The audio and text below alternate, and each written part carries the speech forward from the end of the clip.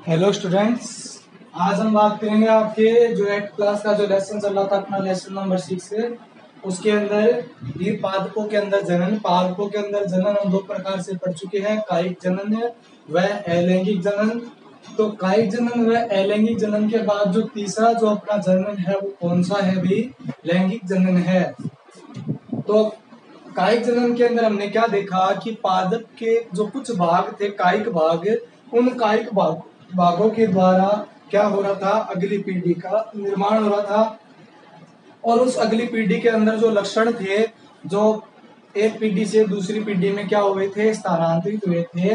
जैसे मान लीजिए अपना पादप था, इस पादप के अंदर हमने क्या कराया? कायिक जनन। जैसे मान लीजिए गुलाब का पादप था, इस गुलाब के पादप की टहनी ली और इसको काट कर क्या कर दिया? भूमि के अंदर रोप दिया, तो एक नए पादप का क्या हो गया? निर्माण हो गया। इस पादप के अंदर जो गुण विद्यमान होंगे वो किसके समान होंगे भाई? इसके जनक के समान, क्योंकि कायिक जनन के अंदर एक ही जनक क्या लेता है? भाग लेता है। कायिक जनन में क्या लेता है? एक ही जनक भाग लेता है। इसके बाद हमने देखा कि जो अलैंगिक जनन होता है, अलैंगिक जनन के अंदर भी एक जनक ही भाग लेता है, परंतु उसके अंदर हमने एग्जाम्पल देखे ईस्ट का और म्यूकर का, स्पाइरोगाइरा का। ईस्ट के अंदर जो कायिक जनन है वो किस प्रकार से होता है? मुकुलन के द्वारा। स्पाइरोगाइरा में किस प्रकार से होता है? विखंडन के द्वारा। और म्यूकर के अंदर किसके द्वारा होता है? बीजाणु जनन के द्वारा। आज हम अपना नेक्स्ट बात करेंगे, लास्ट टॉपिक है लैंगिक जनन। लैंगिक जनन देखिए, ऐसा जनन जिसमें दो जनक भाग लेते हैं, दो जनक भाग लेते हैं। क्या लेते हैं? दो जनक भाग लेते हैं और उत्पन्न होने वाली संतति में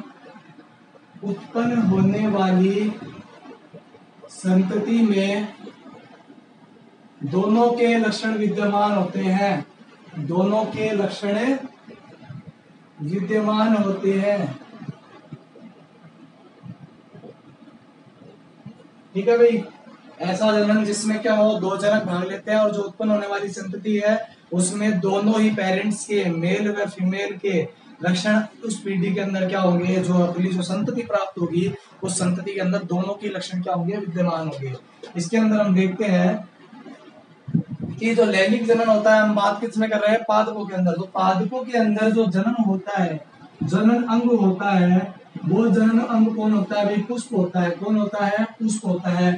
अब हम बात करते हैं पुष्प की संरचना की। तो पुष्प की संरचना की अगर बात करें तो पुष्प की संरचना में देखिए, एक तो क्या अपना ये पुष्प हम देखते हैं,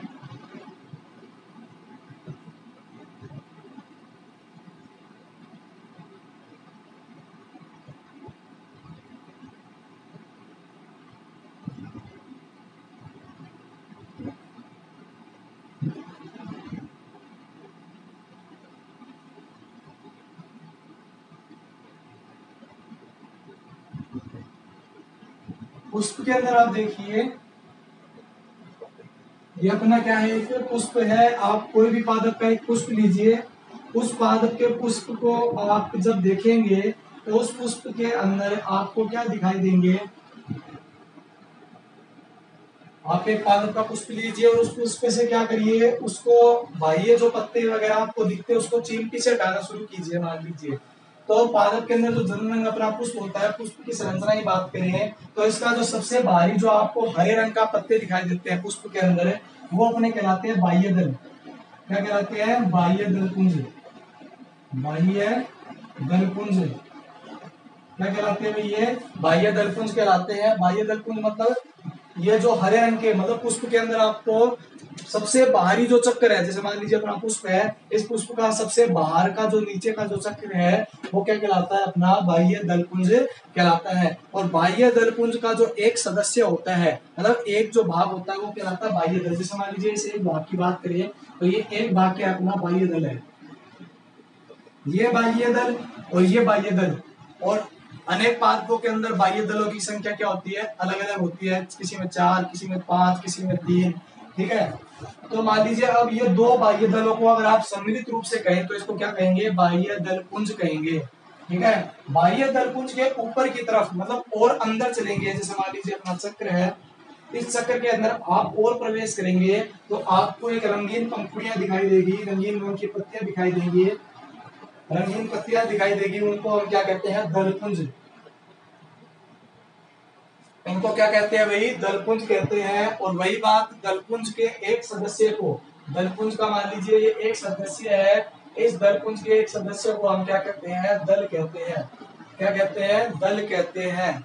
और देखिए दलपुंज के अंदर की तरफ अगर आप और चलेंगे तो आपको यहाँ पर क्या दिखाई देगा, एक तंतुनुमा भाग दिखाई देगा। देखिए इस प्रकार से, देखिए तंतुनुमा भाग दिखाई देगा। इस तंतुनुमा भाग को हम क्या कहते हैं, पुंकेसर कहते हैं। इसको हम क्या कहते हैं, पुंकेसर। इसको हम क्या कहते हैं, पुंकेसर कहते हैं। जो नर जनन भाग है, क्या है भी ये, नर जनन भाग। ठीक है भी, इसके अंदर पराग कणों का निर्माण होता है। देखिए नर जनन भाग में एक ये जो भाग है वो अपना है पुतंतु। पुतंतु के बाद ऊपर इसके जो एक कैप दिखाई दे रही है, ये आपका क्या है, परागकोश। ये क्या है, परागकोश। इसके अंदर क्या बनते हैं, परागकण बनते हैं। क्या बनते हैं, परागकण। और इन परागकणों को हम क्या कहते हैं, मेल गैमेट कहते हैं, नर युग्मक। ठीक है। तो पुष्प के अंदर जो आपको अंदर का जो भाग दिखाई देगा दल के बाद, वो क्या है, अपना नर जनन भाग है। और इस नर जनन भाग के अंदर देखिए एक ये पुंकेसर हो गया और एक ये पुंकेसर हो गया। इसी प्रकार के अलग अलग पादपों के अंदर क्या होती है, अलग अलग संख्या होती है पुंकेसरों की। किसी में 2 होते हैं, किसी में 5 होते हैं, किसी में 3 होते हैं। ठीक है, किसी में 10 भी हो सकते हैं, कोई जरूरी नहीं है। तो ये क्या है, पुंकेसर है। और पुंकेसरों को सम्मिलित रूप से हम क्या कहते हैं, पुमंग कहते हैं। क्या कहते हैं, पुमंग। ठीक है। और पुंकेसर के बाद अंदर की तरफ आप चलेंगे तो आपको एक भाग दिखाई देगा इस संरचना का फूला हुआ इस प्रकार से। इसको हम कहते हैं स्त्री केसर भाग। इसको हम क्या कहते हैं, स्त्री केसर भाग कहते हैं। स्त्री केसर भाग का ये जो सदस्य इसको हम कहते हैं अंडक। स्त्री केसर या स्त्री फीमेल रिप्रोडक्टिव जो पार्ट है अपना, वो क्या है, स्त्री केसर है। इसके अंदर किसका निर्माण होगा, अंड कोशिका का। अंड कोशिका का जो क्या है अपना मादा युग्मक है। नर युग्मक किसमें बनता है, पुंकेसर में। आपको इतना ध्यान में रखना है। आपका जो फीमेल गैमेट है मादा युग्मक किसमें बनता है, स्त्री केसर भाग के अंदर बनता है। तो ये था अपनी पुष्प की संरचना। पुष्प क्या होता है, पादप के अंदर जनन भाग होता है। ठीक है भाई। इसके अंदर देखिए स्त्री केसर के कई भाग होते हैं। पहला जो भाग है ये होता है अपना वर्तिकाग्र। ये जो भाग है वो कौन सा, अपना वर्तिकाग्र। ये भाग है वर्तिका। ये भाग कौन सा है, वर्तिका। ये भाग कौन सा है, अंडाशय। क्या है अपना, अंडाशय। अंडाशय के अंदर स्थित होता है बीजांड। और उस बीजांड के अंदर क्या बनती है, अपनी अंड कोशिका बनती है। क्या बनती है भाई, अंड कोशिका, मादा युग्मक बनता है।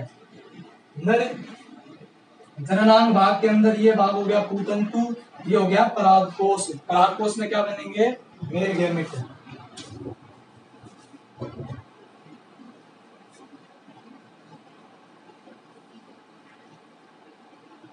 अब देखिए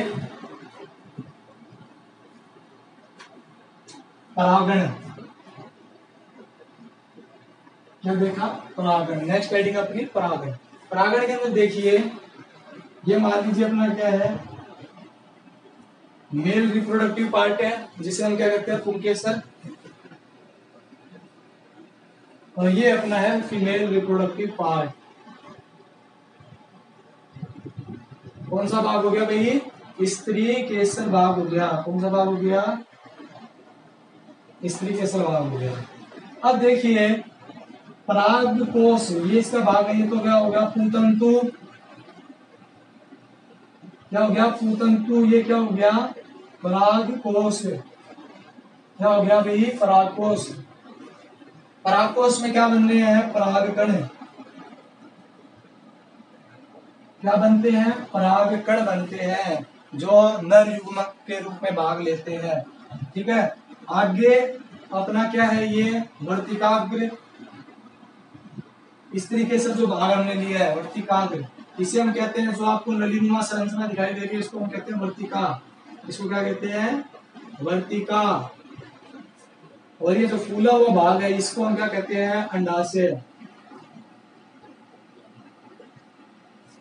अब आप देखिए कि पराग कणों का, इसका पराग कणों का पराग कोश से, पराग कणों का किससे, पराग कोश से कहां तक पहुंचना, अंडक के वर्तिकाग्र पर। किस पर, अंडक के, ये अपना क्या है, अंडक है। इस तरीके से का एक भाग है, पुष्प के अंदर अनेक अंडक, किसी में 2, 3, 4 अपने पादप की जाति के आधार पर निर्भर होते हैं। ठीक है, तो मान लीजिए ये अंडक है अपना, इसके अंदर एक से अधिक अंडक उपस्थित होते हैं, तो अंडकों को सम्मिलित रूप से हम क्या कहते हैं, इस तरीके से भाग कहते हैं। ठीक है, तो पराग कणों का पराग कोश से अंडक के कहां तक पहुंचना, वही वर्तिकाग्र तक पहुंचना क्या कहलाता है, परागण कहलाता है। क्या कहलाता है, परागण। ये क्रिया क्या कहलाती है, परागण कहलाती है। ये क्रिया क्या कहलाती है अपनी, परागण। और जो परागण होता है वो अपना होता है 2 प्रकार का। परागण जो होता है वो 2 प्रकार का होता है। देखिए, पुंकेसर के परागकोश से परागकणों का स्त्री केसर के कहां तक पहुंचना, वर्तिकाग्र तक पहुंचना क्या कहलाता है, परागण कहलाता है। साथ साथ में नोट करते रहिए आप। अब परागण होता है वो 2 प्रकार का होता है। देखिए, इसी में बताते हैं आपको। पहला होता है स्वपरागण, दूसरा होता है पर परागण। दूसरा क्या होता है, पर परागण होता है। पहला है स्वपरागण, दूसरा पर परागण। स्वपरागण के अंदर क्या होता है, मान लीजिए पुष्प है, ये पुष्प है, इस पुष्प के वर्तिकाग्र है, ये दोनों भाग क्या है, सॉरी परागकोश हो गए, बीच का भाग क्या हो गया अपना, वर्तिकाग्र हो गया। बीच का भाग क्या हो गया अपना, वर्तिकाग्र। पुष्प की जब हमने संरचना देखी तो इसी प्रकार से जो थी, बीच में क्या था, अंडक भाग, साइड में क्या था, परागकण। अब ये पुष्प है अपना, स्वयं परागण के अंदर क्या होता है कि एक पुष्प के परागकण, एक पुष्प के परागकण जो इस परागकोश में बने हैं, परागकण उसी पुष्प के वर्तिकाग्र पर गिर जाए, उसी पुष्प के किस पर गिर जाए, वर्तिकाग्र पर, तो ये क्या कहलाता है अपना, स्वपरागण कहलाता है। दूसरा होता है अपना पर परागण। पर परागण के अंदर हम क्या देखते हैं, ये 2 अलग अलग पादप है। जैसे मान लीजिए ये एक मटर का पादप है और एक ये मटर का पादप है। सॉरी, ये मान लीजिए, आप मान लीजिए गुलाब है, कोई भी पादप मान लीजिए, पर क्या होनी चाहिए, एक ही जाति की होनी चाहिए भाई। गुलाब लिया है तो गुलाब, मटर लिया तो मटर, धतूरा है तो धतूरा। ठीक है, तो इसके अंदर हम क्या देखेंगे कि जब एक पादप पर स्थित, ये मान लीजिए अपना पादप है, एक पादप पर ये कोई पुष्प लगा हुआ है अपना, ये कोई अपना पुष्प लगा हुआ है एक पादप पर, और ये दूसरा पादप है, इस पर पुष्प लगा हुआ है। ठीक है, तो देखिए ये भी गुलाब का, ये भी गुलाब का, तो एक पादप के पुष्प से, एक पादप के पुष्प से पराग कणों का, परागकण किसमें बनते हैं भाई, परागकोश में, नर जननांग के परागकोश में, पराग कणों का दूसरे पादप के पुष्प पर स्थित, दूसरे पादप के पुष्प पर स्थित वर्तिकाग्र पर क्या होना, पहुंचना क्या कहलाता है, पर परागण कहलाता है। आई बात समझ में, एक पादप के परागकणों का, या एक पादप पर स्थित पुष्प के परागकणों का दूसरे पादप पर स्थित पुष्प के कहां पर पहुंचना, वर्तिकाग्र पर पहुंचना क्या कहलाता है, पर परागण कहलाता है। और ये एक ही जाति के पादपों के मध्य होता है। स्वयं परागण के अंदर आप एक और चीज देखेंगे कि एक पादप होता है, इसी पर 2 पुष्प लगे हुए हैं। एक पादप होता है, इसी पर क्या लगे हुए हैं, 2 पुष्प लगे हुए हैं। अब देखिए, एक पादप के पुष्प के परागकणों का, एक पादप के पुष्प के परागकणों का जो परागकोश में बने हैं, उसी पादप पर स्थित, क्या कहां पर, उसी पादप पर स्थित दूसरे पुष्प के कहां पर पहुंचना, वर्तिकाग्र पर पहुंचना क्या कहलाता है? अपना स्वपरागण कहलाता है। तो स्वपरागण दो प्रकार से हो सकता है, एक पुष्प के परागकणों का उसी पुष्प के किस पर गिरना, वर्तिकाग्र पर गिरना, या फिर एक पादप पर एक पुष्प के परागकणों का उसी पादप पर स्थित दूसरे पुष्प के किस पर गिरना, वर्तिकाग्र पर गिरना, तो क्या कहलाते हैं? स्वपरागण। पर परागण में एक पादप के पुष्प पर स्थित परागकणों का दूसरे पादप पर स्थित वर्तिकाग्र पर गिरना पर परागण। तो ये था आपके परागण की दो विधियां। अब हम कल बात करेंगे लास्ट टॉपिक निषेचन के बारे में। आज के लिए इतना ही। आप साथ साथ में इसको नोट भी करते रहिए। Thank you, good bye.